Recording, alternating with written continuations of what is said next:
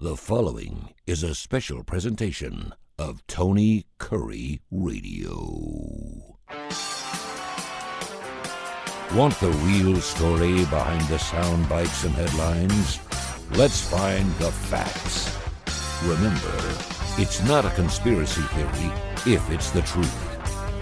You are not paranoid or confused. You just need to know. Greetings, friends. Time for another edition of Need to Know. Kip Keefer with you another week here on TKR and across all of the Apple platforms. Wherever you tune in, we appreciate you being part of our audience. We've had plenty to talk about, of course, in recent weeks, months.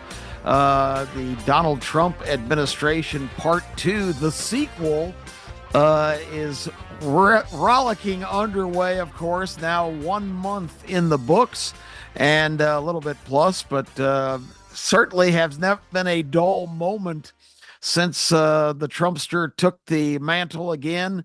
This is a guy that has work ethic that like no one has ever seen.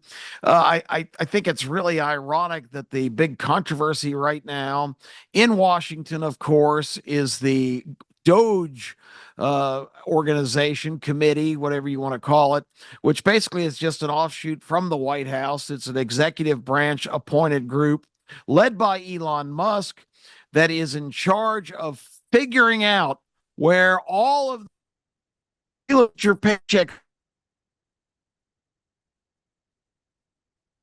and it's gone to Washington. Somebody finally asked the question, where is all this money going in a country that generates so much revenue and has so much that they pour into Washington? And somebody is finally doing basically a glorified audit of every aspect of government.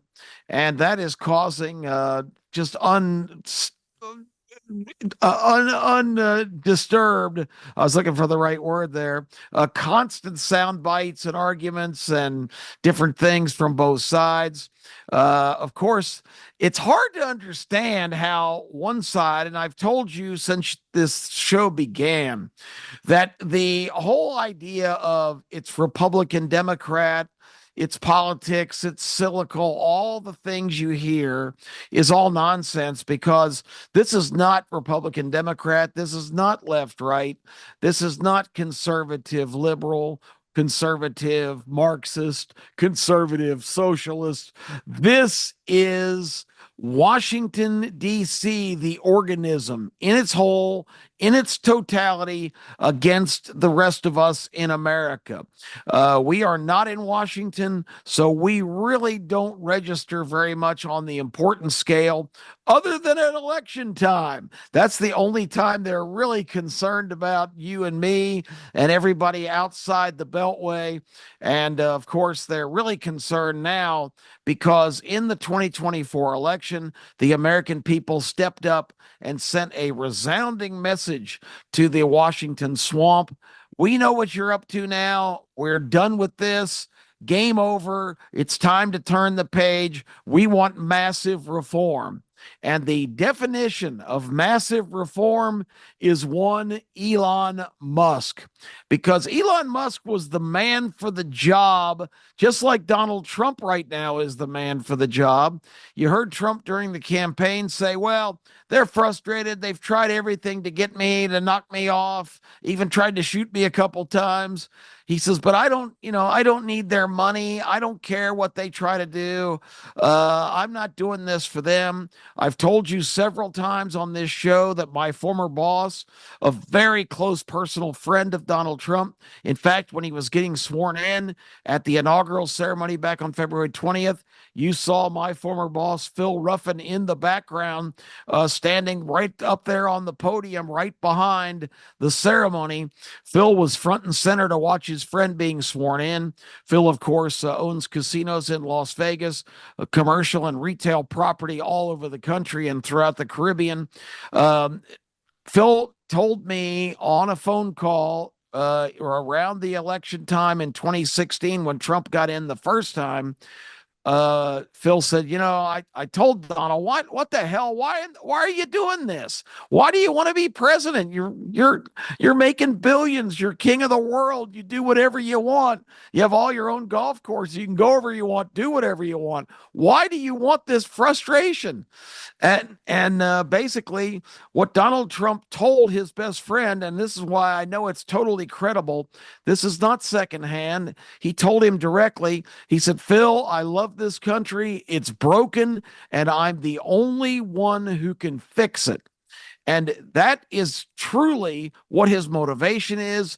No one else would have withstood all of the attempts to take him down legally, to pardon the French again, trump up charges against him for just the most ridiculous things ever. He was charged in a couple different circumstances with crimes that no one ever has been charged with before. They basically made up allegations and turned them into actual charges.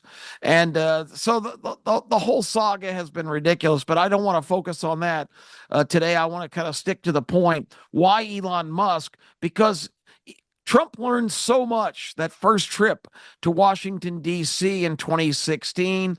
He didn't know what he was in for. He didn't realize the ferocity and the organization and the absolute efficient assembly line of corruption that Washington, D.C. was. He counted on some Washington insiders to help him make decisions and appoint the right people to posts. He learned very early on, and he admits it now, that he made a lot of mistakes. He listened to the wrong people. He trusted the wrong people, because it's like the old joke. And I think everybody knew this back in the day. Of course, anybody young listening to this won't even know who the Lone Ranger was, but of course, he was a crusader in a TV series that would ride around the West with a mask on, and do good, take down cattle rustlers and other train robbers and stagecoach robbers. And his loyal companion was a Native American by the name of Tonto. The Lone Ranger and Tonto, there was an old joke. This is what Trump ran into in Washington the last time, that on one of their missions, they're suddenly surrounded by a group of hostile Apaches, and there's no escape. There's no place to go. The Lone Ranger looks over at Tonto and said, "Well, old friend, it looks like we've had it this time." And Tonto replies, "What you mean, we, pale face?" That's exactly what happened to Donald Trump last time. There's another analogy that you could use. There's an old adage in golf when you're playing a foursome and it's two guys against two other guys, but the one of the guys is friends, real good friends with the other team, the other two players. There's an old game called Three Friends and a Stranger, when the guy who doesn't know better, his partner is tanking a little bit because he's already in on the bet with his other friends. If they all take down the poor fish that thinks he's playing competitively, then they, in the parking lot, that guy might be going to his car and seeing them splitting up money on the other side of the parking lot. So, Three Friends and a Stranger, Tonto and the Lone Ranger. Basically, that's what Elon Musk ran into. And just to illustrate that point some more, if you watch the goings on in Washington, see what happens there with all these congressional hearings. There's always these serious charges. For 4 years, we endured all of the Biden crime family nonsense, all of the information that the committees, there were 3 different ones investigating all of Biden's corruption. The fact that this guy is a multimillionaire now, despite never having a job other than working in government, where the most he's ever made in a year is $175,000 in salary. But all of a sudden, he owns 2 mansions in Delaware. The influence peddling by his family, his brothers, and his son Hunter, just clearly outlined in all of these congressional hearings. They had all the evidence of all the bank accounts and where the money was being funneled. They had the evidence of money being paid out to 11 different people in the Biden family, millions of dollars that went to these folks. The Hunter Biden, the drug addict and out of control that he was, took a laptop, of course, in for repairs, never picked it up. That ended up in the hands of the FBI, and also the New York Post was able to get a copy of all that content, and it's damning all of the information on there, talking about all their different partners that Joe Biden continued to deny even knowing any of those people. There are photos of him playing golf with Hunter's partners. There are instances where it's on the logs that Hunter Biden flew on intercontinental trips with the vice president on Air Force Two. One famous trip to China, he came back with a $20 billion commitment from the Bank of China to engage in his investment firm, which he was partners with two other guys that they had no investment experience. All of these mostly adversarial countries to ours.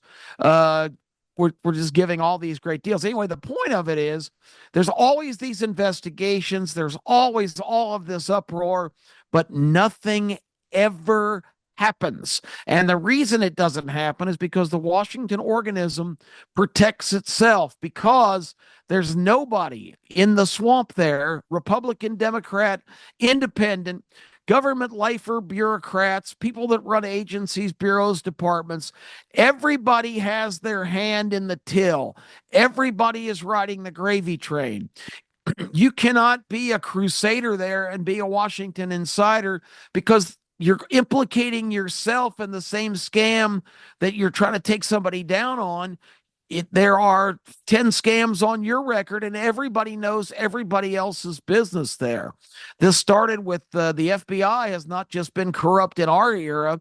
The FBI has been corrupt since 1935, when it officially formed under the leadership of paranoid pervert J. Edgar Hoover, who for 37 years ran the FBI and ran it inefficiently, even denying the existence of organized crime for almost 25 years before he finally had to admit it was real, when a ill-fated meeting of all the mob bosses in the country in upstate New York, Appalachia is the name of the town, but all of these big fancy cars and guys in, $2,000 linen suits converging on a guy's estate up in the hills of Appalachia. The local police got a force together and raided that meeting, and like roaches coming out from behind the wall, all of these high-level mobsters, the biggest names from all over the country, were running through the woods trying to get away, forging across streams in their suits, trying to hook back up with their limo drivers and get the hell out of town. But that meeting really finally exposed that there was an organized crime movement. The mafia was real. J. Edgar Hoover, for years, whether he was on the take or just was more interested in other activities, basically turned a blind eye to it. Hoover is famous for, from the very day that he got that appointment in 1935 until his death in 1972, Hoover had basically files on every single prominent person in Washington, or anybody who was in any position that could cause him any heartburn for irregularities in the FBI. He was determined he was going to stay on there. And for 37 years, he was the director, despite that bureau being rife with inefficiency. Ironically, the 1950s, there was a movie called The FBI made starring Jimmy Stewart. And the cases that they talk about in that movie, one of them at the end was the presence of communists in the country, the horror little did we know that just 60 years later, we basically have a Marxist communist movement trying to take over our government with this kind of globalist approach. But the FBI was concerned with a lot of that kind of thing and not so much crime and law and order, which was the reason they were formed to begin with. And it's been a sad situation of continuation, especially in the last three terms of directors that have followed in Mr. Hoover's footsteps. The Mueller, Comey, Christopher Wray triumvirate, disastrous in terms of their mismanagement and terrible leadership and politicization of the premier law enforcement agency in the country, which, by the way, is going to be undergoing a complete enema because Kash Patel now has been approved as the new FBI director. And I don't know if anyone's heard, but overnight, very, very successful former Secret Service agent and broadcaster for the Cumulus Network, basically in the Rush Limbaugh time slot, going up against Clay Travis and his partner, Dan Bongino, agreed, despite having the greatest job in America right now, to go back into government service. He will be the assistant director at the FBI with Kash Patel. And I can just tell you, get ready. They're going to clean house there because the FBI has become a weaponized political organization. I think I've mentioned on the show before, one of the saddest things we've seen in recent years is Christopher Wray going to Congress, the Senate, and the House on multiple occasions. When I say multiple, at least 8 or 10 times in the calendar year of 2023 and 2024, and testifying that Americans need to be diligent. Americans need to be on guard because so many people have come into this country that have terrorist ties from all of these countries. He was sitting there warning Congress and sending the word out to you and me that we had all these nefarious people, and it was not a matter of if, it was a question of when. There's going to be a major domestic terrorist attack in our country that puts all of us in danger. And you might say, well, that's a pretty credible thing for him to be doing. Well, it's not credible at all when you consider he's the FBI director in the administration that allowed all of these people to come into the country unchecked. We don't know who they are. We don't know where they are. We don't know what they're up to. And he's sounding the alarm. And worse than that, this is the director of the Federal Bureau of Investigation, the FBI, the ultimate law enforcement agency in this country, the federal government's police force. And instead of dispatching all of his resources and being out there rounding up all of these nefarious characters that are in the country, he goes to Congress and is warning the American people to be careful. My goodness, it's the most insulting thing I think I've ever seen in government. And I've been following government since basically I could walk and talk. And that was absolutely shameful. Repeat after repeat performance of going up there and being like Chicken Little saying the sky is falling when he is the guy controlling the agency that is supposed to keep all of that from happening, is supposed to have their first priority for keeping us safe. It's just been a shameful run for the FBI. They've been more concerned with raiding school board meetings, taking away irate parents who are fed up with their children being taught all of this garbage about sexuality and gender and how America is a terrible country, that history for the American country should not start in 1776. It should go back to the early 1600s when slaves were brought to this country. And it is an abhorrent situation for sure. But a lot of people died changing that in the Civil War. And the fact that the FBI is more concerned with situations of people questioning the all-powerful Department of Education and the teachers' unions and all the people really pulling the strings right now in our government. The fact that the FBI has become their goon force is absolutely shameful, and you are going to see a complete turnaround in that situation because Cash Patel and Dan Bongino are going to make the FBI, maybe for the first time ever. I told you going back to Hoover, the FBI has not been an effective law enforcement, and there's been so many people, very credible field agents and people that dedicated their lives to doing a good job there, but and the way it has evolved and the way it even started with the corrupt director they had for 37 years, this agency's never been what it could be and what it should be, which is the ultimate protector of our American way of life and everything we hold dear. So it was essential to bring Elon Musk in because this is a group. The organism of Washington is not capable of policing itself because everybody's in on the gig, and nothing was ever going to happen. We've watched it through the last 5 or 6, 7, maybe even more presidential administrations. It's always the same. It's always status quo. It's shameful waste of money. Yes, Congress appropriates the money, but then they don't pay any attention to where it goes.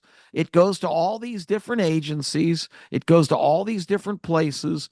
And if you were paying attention, the last couple of weeks of the Biden administration, it was payday because all this money from the Inflation Reduction Act and the American Infrastructure Bill, $2 trillion pieces of legislation that the Congress passed during the Biden administration, which is laughable because Biden didn't administer anything except for which flavor ice cream he got to have or what time his naps were. And maybe he didn't even plan those. Jill might have been in charge. Excuse me. Dr. Jill might have been in charge of that aspect. But the Biden administration was just a scam. He was a front man, a puppet. Behind the scenes people predominantly and also on the scene, all Obama administration personnel surrounding him. They ran the show. He was a figurehead. And the bottom line is they emptied the piggy bank.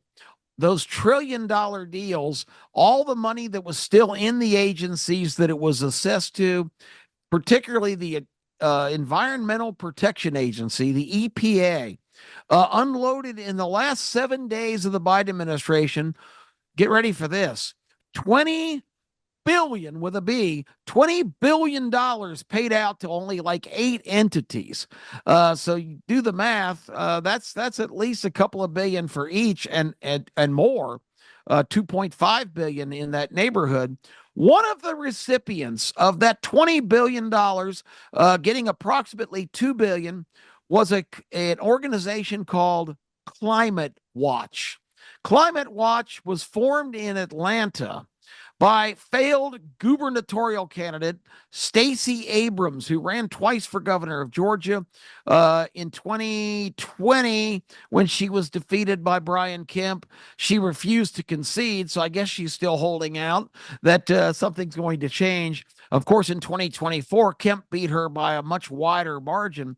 But Stacey Abrams started a climate watch organization. Now, Stacey Abrams has no background in any kind of science or meteorology, has not been involved. She was a kind of a sketchy romance novelist in her civilian life, writing some pretty racy books that are kind of embarrassing if you read excerpts from them. But Stacey Abrams, because she was such a loyal soldier to this leftist movement, the Obama and the Biden administration, she starts Climate Watch with some other investors. The original bank account, and it's all documented, this isn't speculative, the original bank account for Climate Watch was $100. That's how much they put in to start Climate Watch. And do you know that back on about between January 13th and January 20th, Inauguration Day, the Climate Watch organization was sent a check from the federal government from the Inflation Reduction Act, which just its name has got to be the most absurd name for any legislation ever, because $1 trillion bill on the American taxpayers in a country that already has a $36 trillion deficit is anything but an inflation reducer. But Stacey Abrams and Climate Watch added to their $100 in the bank with a $2 billion check from the Environmental Protection Agency. And 7 other entities also got more than $2 billion checks for their agencies that are just not any kind of active situation. They're like lobbying groups that want to go to these international conventions, the Paris Climate Accords, these third world countries having these symposiums and seminars. And the goal for that is not anything having to do with the climate. They blame the industrialized world in much of Africa because that's what they say has affected their climate and ability to grow crops. And it'll be all good if all the other civilized countries in the world, especially America, steps up and just, send us 100, 200 billion, whatever. We'll be all good. It's all a cash grab. Everything's a cash grab. The most effective cliche in the history of mankind: follow the money. It will lead you to every mystery in the world. It will explain every phenomenon. If you follow the money, you can always figure out what's going on. So Elon Musk was brought in. He's a wrecking ball. He's the richest man in the world. He's one of the most successful business people that this planet has ever produced. He's above reproach in terms of, somebody influencing his decision making.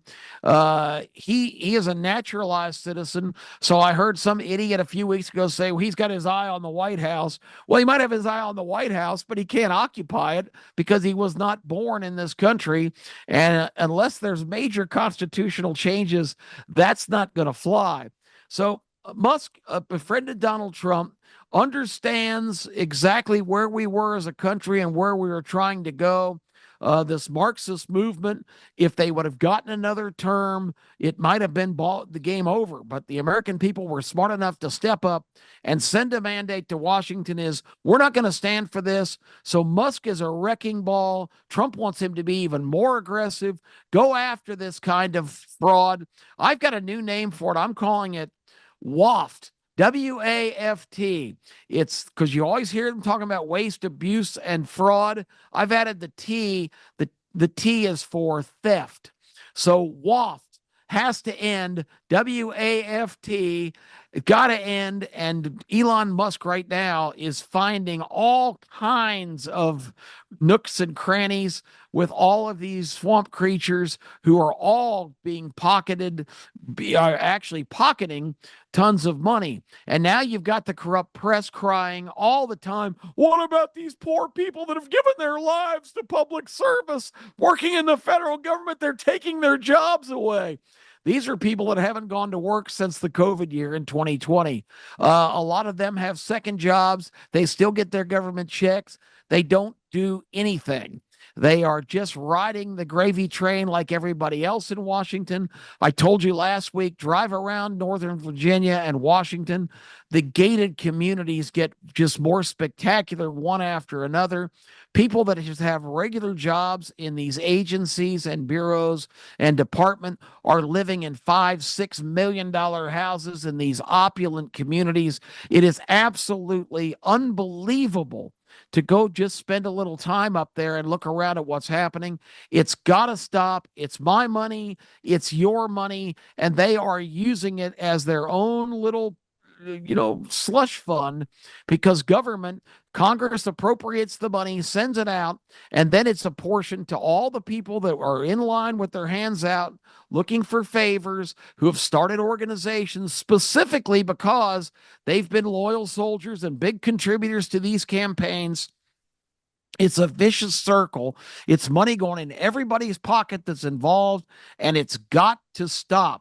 This is why the founders did not want to have a massive behemoth federal government Because when you've got a situation like this, we have a fourth branch of government in Washington besides executive and legislative and judicial. We have the administrative state, and it is 100% leftist Democrat controlled.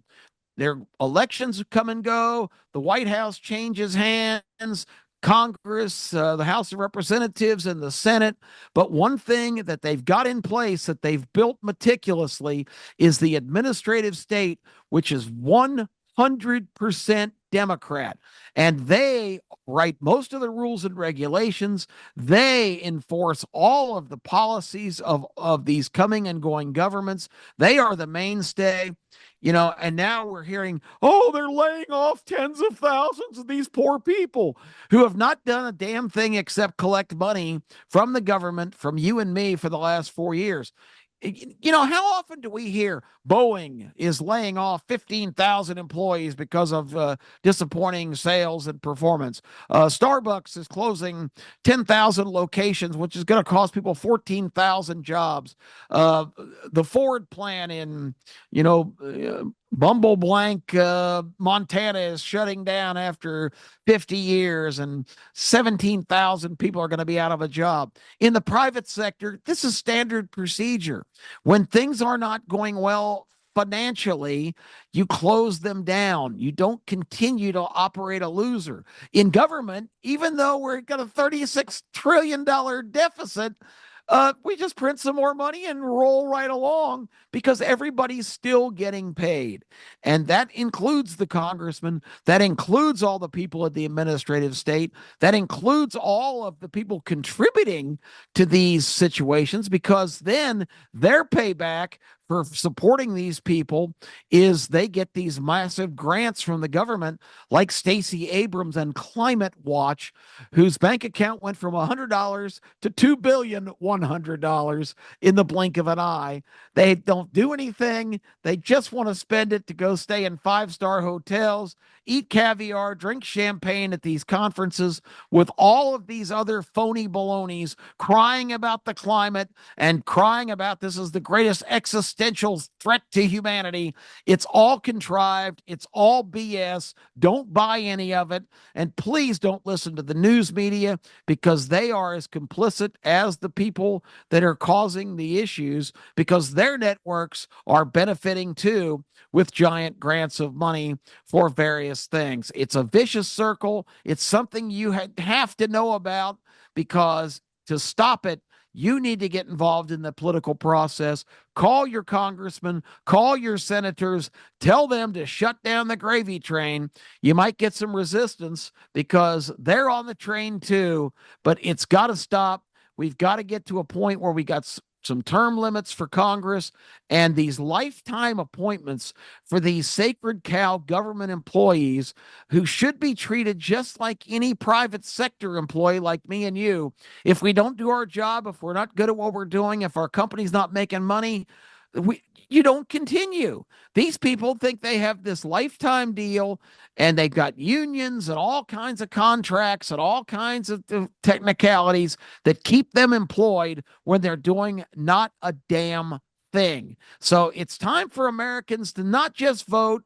Thank God, and I applaud so many of you for recognizing, hopefully listening to programs like this and being exposed to what's going on in our nation's capital. It's a cesspool. It is a massive cleanup, and serious men like Donald J. Trump and Elon Musk, untouchables, I guess you could say, back from the battling the gangs. We talked about that before, where the federal government, actually the Treasury Department, was sending out agents to try to close down Al Capone, Lucky Luciano, and others. Now the new untouchables are Donald Trump and Elon Musk and his merry band of every single nominee he has put to Congress has been approved. It's going to be a dream team. We're going to see so much changes. Don't listen to the noise. Don't listen to the to the Democrats that are being dragged off the gravy train and kicking and screaming all the way.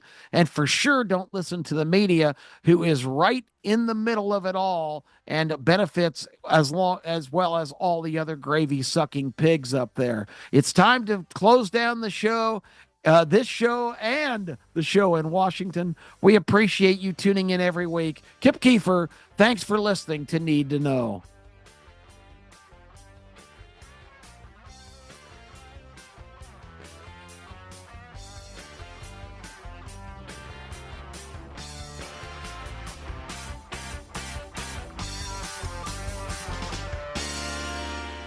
This has been a special presentation of Tony Kurre Radio.